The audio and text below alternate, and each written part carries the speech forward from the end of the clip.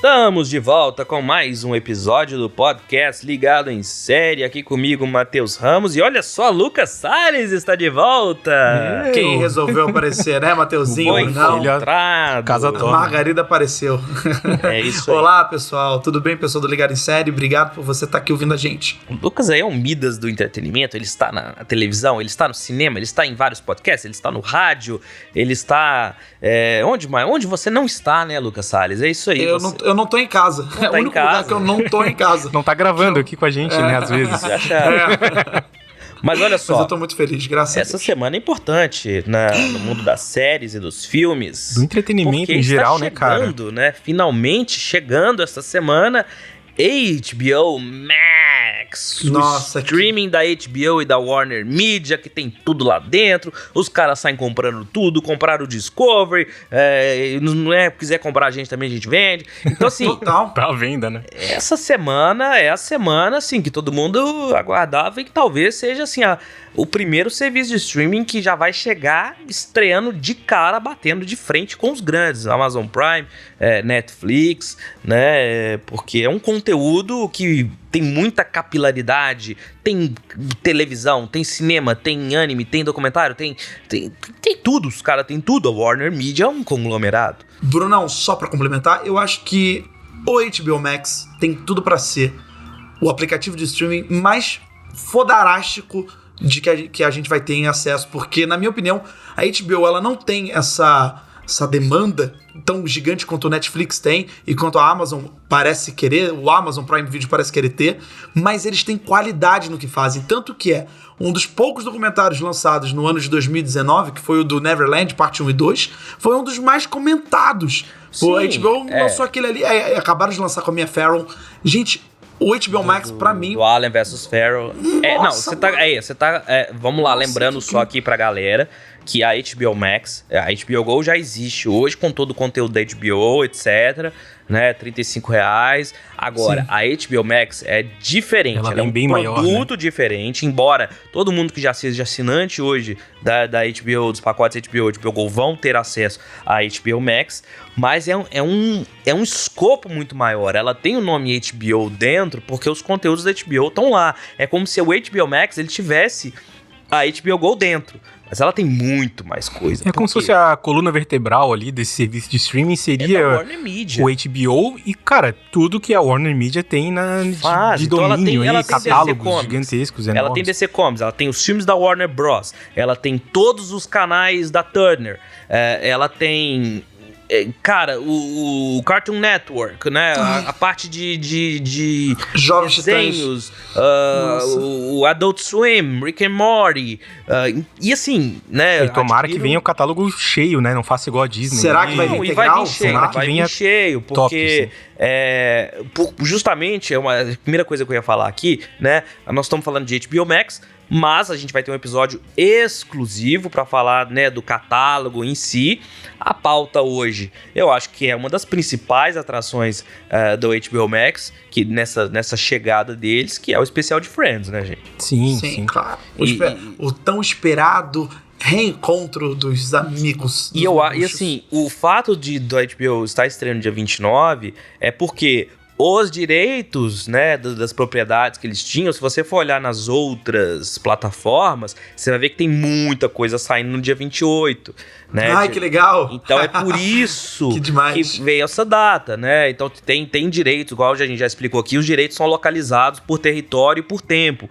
Então, assim, deve ser uma data estratégica, porque se eles pudessem lançar em qualquer data, com certeza eles teriam lançado junto com a estreia do especial de Friends nos Estados Unidos, que já foi há mais de um mês. Isso. Então, assim, lançar agora é porque eu acho que, né, tá chegando aí essa semana, eu acho que é porque eles vão chegar com tudo.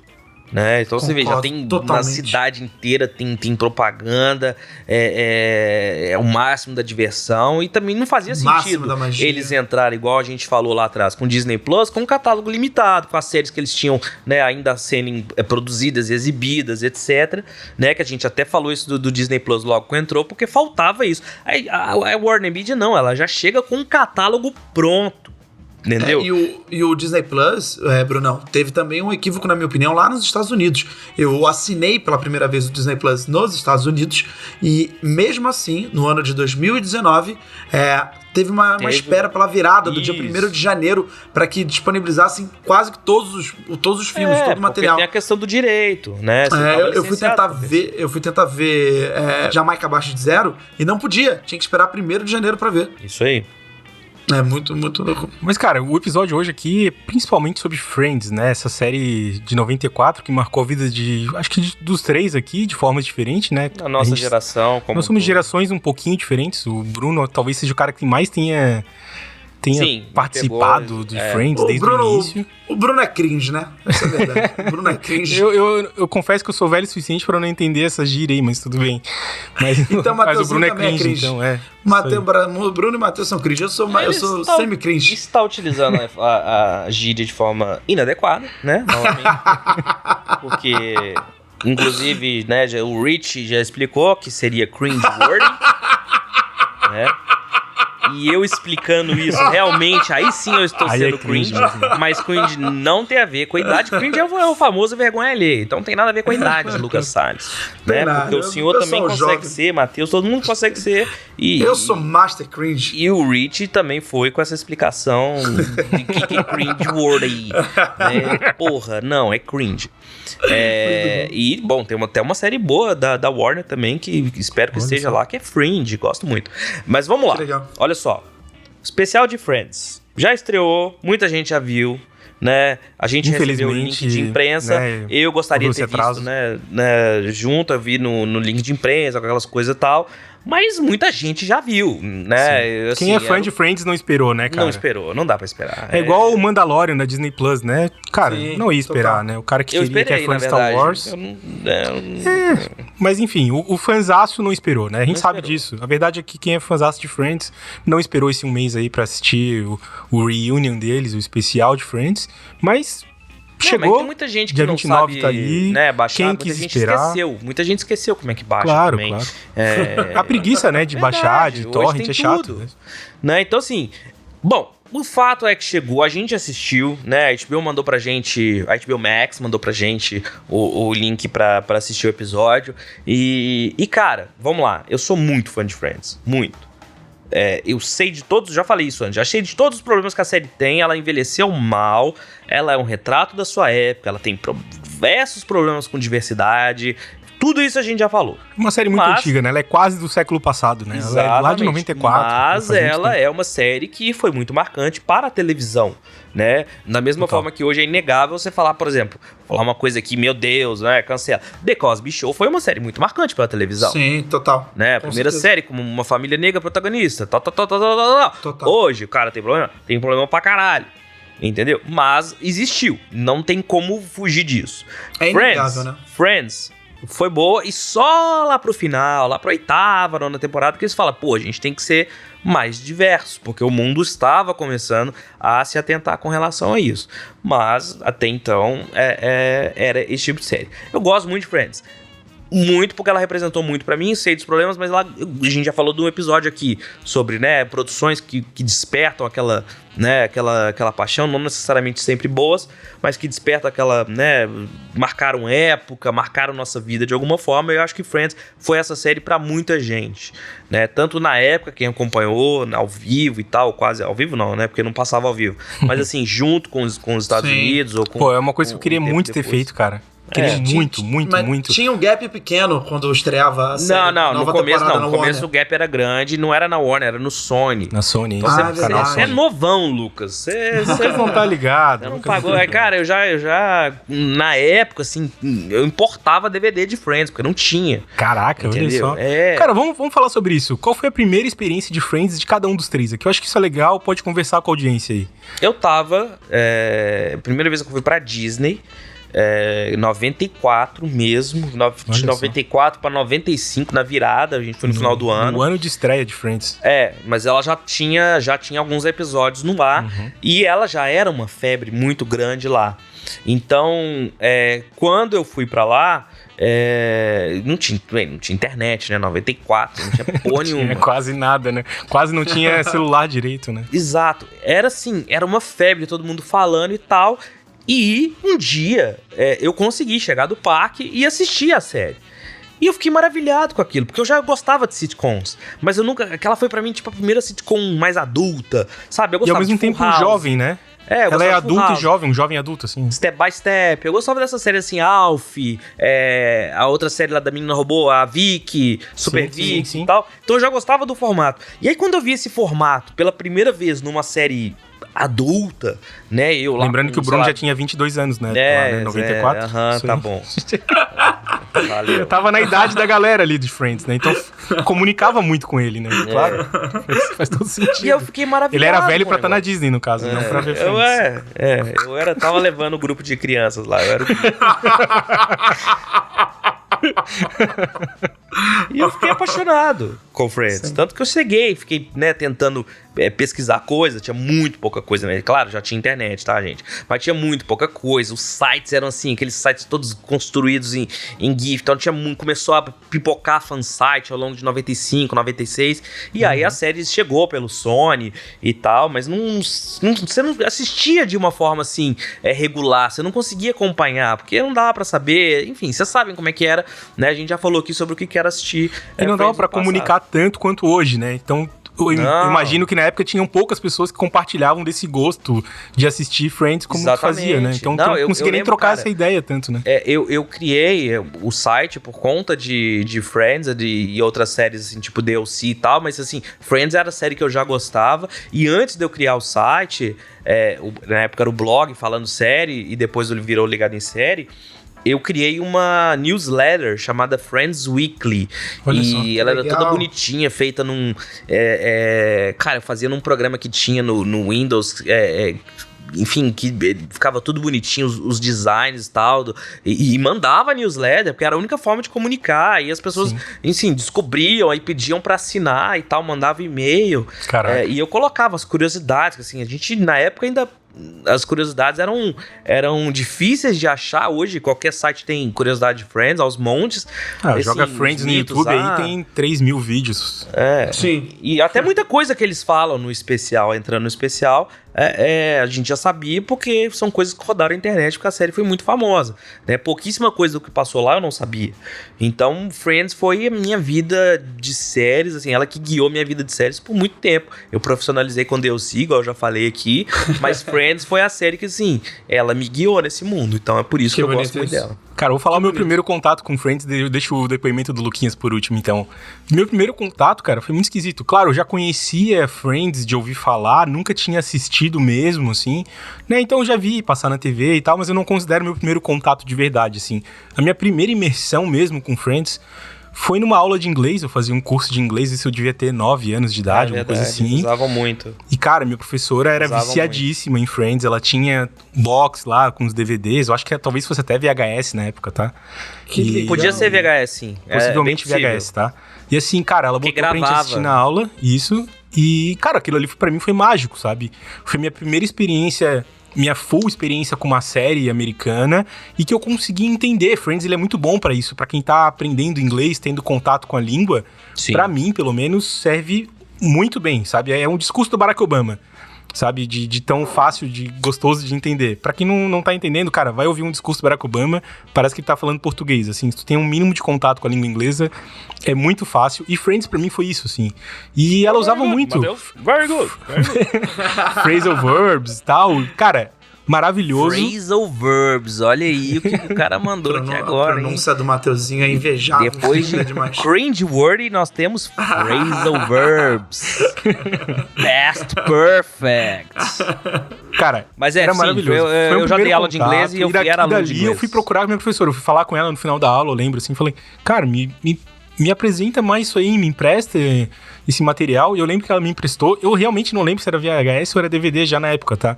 Mas eu lembro que ela foi me emprestando um por um até tomar a confiança de tipo, será que esse moleque vai me devolver esse meu material? Ela era super fã, né? Vai dar pra uma criança de 10 anos ali, aquilo ali. Mas funcionou, ela entendeu que dava de confiar. E, cara, aquele ali foi meu primeiro contato com a série. E, porra, eu adorei. Me fez querer estudar mais inglês, me fez querer me aprofundar mais, entender o que eles estavam falando sem legenda, ir atrás disso aí. Então, Friends, pra mim foi isso, assim, foi o meu primeiro contato com sitcom americana de verdade. Antes era só, talvez isso que o Bruno tá falando, Alf é teimoso... Coisa da tarde, assim, né? Isso, que nem considerava tanto. Talvez até... Manhãs da Globo. da Globo. Talvez até, cara, o Fresh Prince of Bel-Air, o Maluco no Pedaço, tenha tido um primeiro contato, mas eu não sei. Não acompanhei tanto. Friends foi a primeira que eu, quis assistir episódio por episódio e acompanhar. Fenômeno, sim, que fisgou mesmo, né? Então, cara, foi maravilhoso. E dali pra frente, eu comecei a consumir cada vez mais, né? Aí entrei nas drogas das séries do Chuck Lorre aí também, na época eu gostava, não vou dizer que não assistia, 2.5 Men, ainda gosto de assistir, é o meu... Guilty Pleasure. Guilty Pleasure aqui. Guilty Pleasure. Enfim, depois de Cringe Word, Phrasal Verbs, temos aqui Guilty Pleasure. Então, Lucas aí, o novão, conta aí como que você conheceu o Friends, anteontem, né? 2020. Na verdade, gente... mas ficou um tempo disponível. Sim, e agora saíram pro HBO Max, que estreia amanhã, dia 29. Quer dizer, amanhã pra nós que estamos aqui, né, quando esse episódio for lançado, mas pra você que ouvir depois de 29 de junho, já estreou, já tá disponível. Porém, o meu primeiro contato com Friends foi justamente ao contrário. Eu comecei com o Chuck Lorre, foi no mesmo dia. Olha só, começou com drogas pesadas, então. Ele começou com crack e depois desceu pra maconha.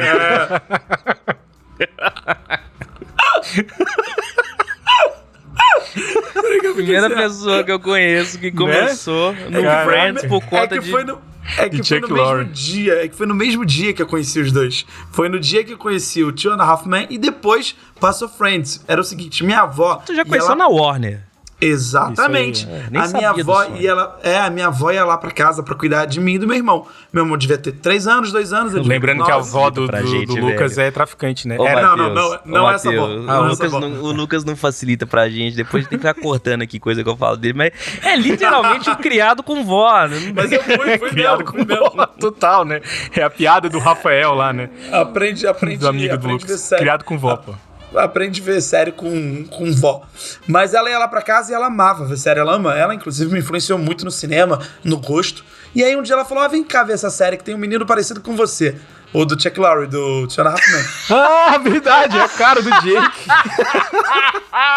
Total, eu cara. Pensando, gente, será que é o Joey? Quem é o Cheiro? Não, ele tá falando do Jake.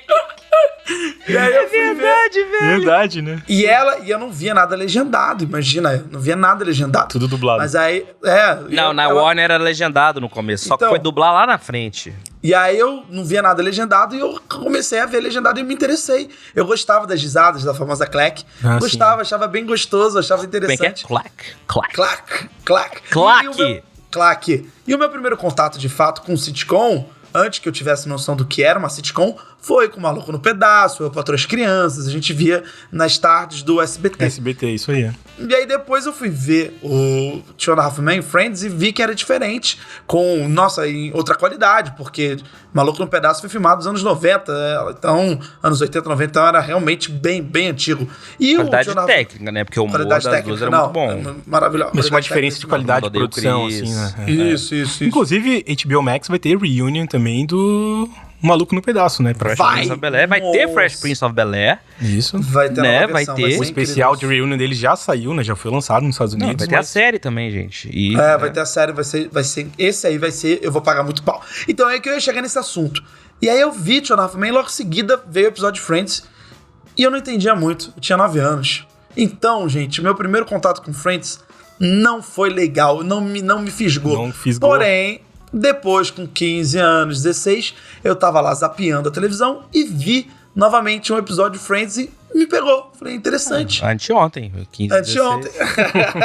E aí eu comecei a ver e falei, nossa, é interessante. Então eu conheci Friends tarde e fui dar valor pra Friends bem tarde. Porém, eu reconheço a grandeza de Friends, mesmo com seus erros, mesmo com seus equívocos, porque eu não chamaria de erro. Assim, o nível era outro, né, Bruno? Não foi o erro, assim, ninguém falou assim, vamos criar uma série sem diversidade de propósito. Né? Inclusive, ela até Sex and the City tá passando por essa crítica hoje em dia, que é uma crítica que pra mim não faz sentido nenhum. Eles estão criticando Sex and the City porque, não tinha um recorte de Manhattan de verdade, eram só mulheres brancas. Cara, é o recorte de uma série que aconteceu na época, né? Pra época fazia sentido. Mas vamos lá. Óbvio que é um problema, né? Já tinha, assim, até uma certa preocupação, ou até um quê mais progressista, porque tinha, né, a Carol com a Susan, né? Tinha algumas temáticas assim, apesar de terem piadas homofóbicas, terem piadas gordofóbicas, né, que hoje não passariam de forma alguma. A gente não está passando pano pra Friends, mas no contexto da época, ela era até tida como uma série progressista. Progressista, né? Claro. Que evitava fazer piadas muito fáceis, piadas assim com minorias, etc. Apesar dos deslizes que eram, enfim, gente, era da época. Você pegar qualquer coisa até recente, você acha coisa errada em tudo. Então, assim, mas ela pra comédia foi muito importante, né? Pra televisão foi muito importante. E aí nós chegamos no especial, que já tinha sido feito um ensaio aquela vez com homenagem ao James Burrows, que é o grande diretor de sitcoms que gravou várias. Então teve, né, só não teve o Ross, que estava fora, teve uma reunião do elenco junto ali. E aí a gente abre, né, com esse episódio que vai estrear na HBO essa semana, na HBO Max, falando que pela primeira vez, né, a segunda vez em 20 anos que o elenco todo, né, se reunia no mesmo lugar. Né, o elenco completo, os 6 completos. Os 6 amigos, né? São amigos, né? Até hoje a gente deixa claro, eles se encontram, mas não os 6 juntos, né? Só aconteceu uma vez antes. Essa pra mim foi a primeira grande informação que eu não sabia. Eu achava que eles se encontravam juntos com mais frequência, até porque a maioria mora na mesma cidade. Nova York, né? Inclusive. Oi? Não, Los Angeles. Los Angeles? Só quem mora em Nova York então é o Matthew Perry, né? Ele que é o excluidão deles. O Ross, ele mora em Londres. Mas o Matthew Perry, tipo, é o cara que tem um apartamento perto do Central Park, e é o excluidão, o esquisitão deles. Mas assim, na época e logo depois da série, até porque todos ali faziam cinema ou eventualmente fizeram TV, eles tinham uma residência em Los Angeles, todos eles. Tanto até que faz todo sentido, o Matt LeBlanc fala, né, de uma cena nesse especial, que ele falou, um dia a gente não tinha noção da dimensão que era Friends, até o dia que eu vi na televisão uma imagem aérea ao vivo das nossas 6 casas, né, aí que ele percebeu que tinha virado um fenômeno logo depois que, né, no meio da primeira temporada. E Friends foi isso, ela foi crescendo, ela estreou assim como uma série qualquer, né, quem não quer nada, mas falando do especial, gente, direto, Lucas e Matheus, gostaram ou não? Muito, achei uma belíssima homenagem, achei uma forma muito bonita de se prestar atenção e carinho aos fãs, de se celebrar algo que foi icônico, com mesmo em outro nível, em outra época, um outro contexto. Friends literalmente é uma marca. Eu digo literalmente porque existe o antes de Friends e depois de Friends. Sim, mudou completamente o mercado. Mudou completamente até o mercado de produção, porque os atores nas últimas temporadas chegaram a ganhar 1,5 milhão por episódio. Gente, isso movimenta de uma certa forma que quem tá ouvindo não consegue imaginar, porque o nosso mercado é feito muito como procura e oferta. Então, se existe uma série que tem esse alcance, começa e pode botar essa banca de cobrar 1,5 milhão para cada ator, para que eles ganhassem por episódio, cada e-mail, isso movimenta muito. O nosso querido amigo Chuck Lorre brigou com o protagonista de Two and a Half Men porque ele tentava ganhar mais do que 1,5 milhão por episódio nas últimas temporadas dele, que ele atuou, o Charlie Sheen. O Charlie Sheen, nas últimas temporadas, ele queria mais de 1,5 milhão por episódio. A treta era maior que essa, né? Bem maior. Envolvia, infelizmente, loucura, drogas. A loucura, obrigado. Eu tentei arranjar a palavra. O cara que queria bancar o troço, né? Ele queria dizer que... Não vamos comparar. Aqui no a gente pode fazer um episódio só sobre as séries dele, né? Pode fazer sobre o Chuck Lorre. story, enfim. Exatamente. Mas isso mudou muito. Cara, eu adorei o formato do especial. Eu acho que eu tava com um certo receio já há algum tempo, quando eles tinham mencionado de reunir eles e fazer um episódio especial. Na época eu até imaginei que ia ser um episódio mesmo com os personagens. E eu tava com muito receio disso. Falei, cara, não vai funcionar. Mas eles falaram lá atrás, assim, logo que acabou, que eles nunca fariam isso. E ótimo, uma coisa que realmente não fizeram. Friends, que na época eu estudava ou vivia isso, sempre teve noção. A Martha Kaufman, David Grant sempre falaram: nós nunca vamos fazer um episódio. Retorno dos personagens, porque vai ficar deprimente e realmente ficaria. Eu vi muita gente falando assim, eu queria saber como é que ia estar hoje eles juntos, né, os casais e tal. E a verdade é que a gente não quer saber. Ia ser deprimente, ia ser triste. Eu falei isso agora. Eu quero deixar no imaginário. Eu quero deixar no imaginário. Isso, né? Eles até colocaram o que eles acham e até cada um acha o que quiser. Mas achar é diferente de ver. Eu acho que ver aquilo ali ia ser deprimente, sabe? Os atores não estão no auge da beleza deles, que a gente tava vendo na época dos anos 90, 2000. Vigor, talvez. Do Vigor. Do Vigor. A Lisa Kudrow mesmo falou, não faz sentido. A Phoebe de 50 anos continua sendo uma bobada, né? Exato. Concordo totalmente. O próprio Joey, né? Ele é meio crianção, ele é muito crianção, muito bobão. Não faria tanto sentido ele continuar sendo isso, né? O Matt LeBlanc ostentando uma força de respeito. Fazendo piada com isso, né? De tipo... Qual é a piada que ela faz? É a Jennifer Aniston, acho que comenta com ele de que a gente não tá tão diferente. Ele fala, fala por ti, né? Que ele tá dizendo que tipo, ele nem caberia mais nas roupas. Foi meio a festa do Botox, isso a gente não pode... Pois é, total, né? O Lucas perdeu a linha, gente. A gente tem que gravar esse vídeo também. Essa do Botox é ótimo, né? Mas gente, poxa, né? Hollywood, não só das mulheres, dos homens e das mulheres também. Talvez mais até dos homens, hein? Talvez mais dos homens. Acho que o único que não pôs foi o Matt LeBlanc, porque eu achei ele, inclusive, meio deprimido. Eu também. Parecia que ele não tava querendo estar muito ali, não. Enfim. Não tava tão assim. A gente sabe que o Matthew Perry aí passou por muitos perrengues da vida aí, com vício em medicamentos, opioides, etc. Isso. Mas assim, né, podia ter tomado um Red Bullzinho antes de gravar, né? Agora assim, eu vou falar, eu gostei, mas não amei e nem odiei. Eu achei que foi na medida. Poderia melhorar? Poderia. Poderia piorar? Poderia também. Sim. Então eu fiquei contente, não fiquei tão empolgado. Eu também confesso que assim, eu sabia que não era um episódio, mas eu imaginava que seria, né, um especial dessa forma. Não gostei do James Corden tá lá, mas eu achei legal que eles não fizeram uma coisa tipo assim, agora vamos fazer aqui a leitura de cena, depois a gente vai para outro bloco. Não, eles foram mesclando tudo. Isso trouxe que o episódio fosse dinâmico. Teve um timing bom, né? Rápido, teve um timing bom. Pra quem viu o reunion do O Maluco no Pedaço, eu achei cansativo. E esse eu achei dinâmico, bom, gostoso de assistir. Teve um tempo adequado. Né? Não pareceu um painel. Não, assim, não. Exatamente. Não teve um momento cringe, assim. Não teve nenhum momento constrangedor, assim. Foi bom, fluiu bem tudo, né? Fluiu bem, mas assim, é o que eu acho. Eu acho que eu não entendi o motivo de vários convidados daqueles que deram depoimento em vídeo, que eu acho que não faz o menor sentido. Tipo, velho, o que me importa a opinião do David Beckham sobre Friends? Isso é esquisitão mesmo. Que vai BTS, tá, beleza, pra atrair gente. Mas não faz sentido, cara. Friends já atrai gente sozinha, eu não preciso pôr o BTS, a Malala, o David Beckham ali pra ficar falando. Então eu achei isso que ficou fora do tom. Poderia ter gastado esse tempo aí com mais personagens secundários. A gente teve lá o Mr. Heckles, teve o Tom Selleck, teve a Janice, teve muita coisa legal. O Gunter aparecendo aí, coitado, o Gunter tá com câncer de próstata e tal, tá mal.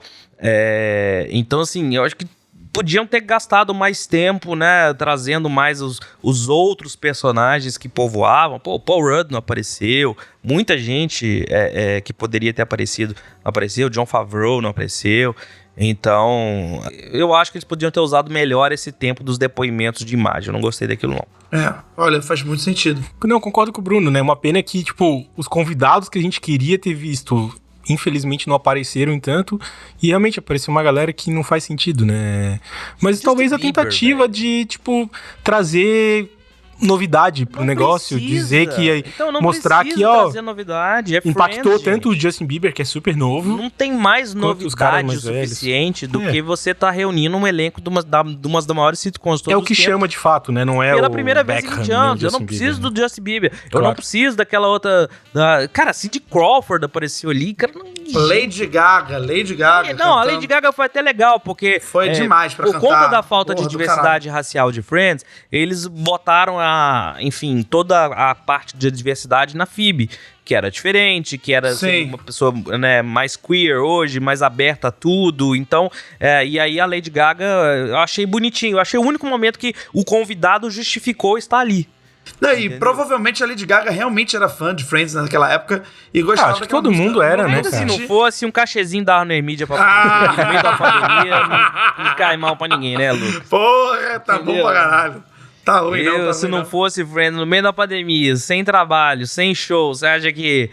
baixa aqui em Burbank pra gravar uma parada aqui? Claro que vou. Então, Bruno, tu falou que não gostou do James Corden. Quem que tu gostaria de que tivesse ali fazendo aquele... Ninguém? Eu acho que deveriam ser eles mesmo. Eu acho que não precisava ter um mediador. Também acho. James Corden, arroz de festa, tá em tudo, né, cara? Não sei como é que ele consegue isso, o James Corden... Eu não gosto muito do estilo dele também.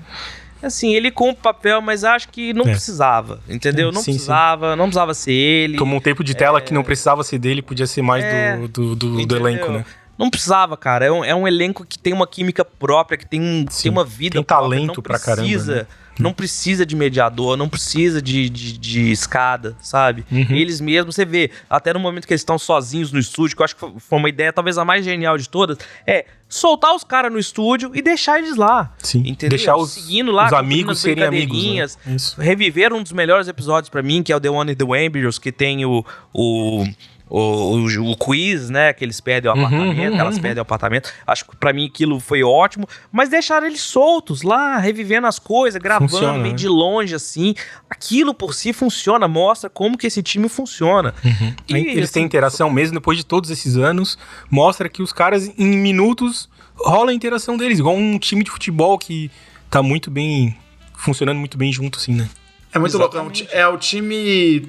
não entendo muito de futebol, mas pra mim é tipo o time que ganhou a Copa do Brasil em 2002. Os caras são muito bons, infelizmente já chegaram a uma certa idade que talvez pra jogar seja difícil. A minha referência é 94, essa Eu ia falar que é o Dream Team, Bebeto, sabe? Romário, o Dream Team da NBA. Tipo isso, mas quando eles se encontram, obviamente vai ter um bate-bola muito gostoso. Vai ser aquela pelada. A mágica acontece. É o que eles falam. Assim, eu acho que o que melhor resume é uma fala. Agora eu não lembro de quem que foi. Acho que foi do David Schwimmer.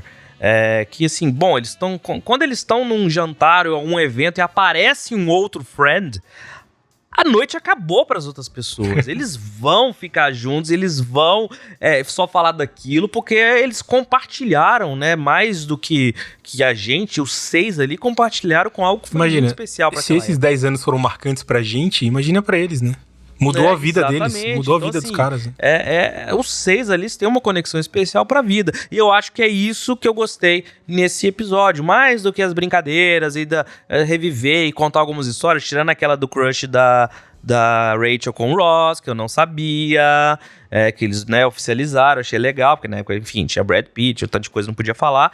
Tirando aquilo, tudo eu já sabia, tudo eu já tinha visto, eu tinha, né, sabia as coisas, mas foi legal ver os 6 juntos, aquela química, né, aquela nostalgia, aquela emoção, aquela alegria. Eu acho que só isso já valeu o especial de Friends. Se fosse só uma janta, né, uma mesa de janta com os 6 juntos e filmando isso ali, já ia servir pra caramba, já ia ser ótimo, né?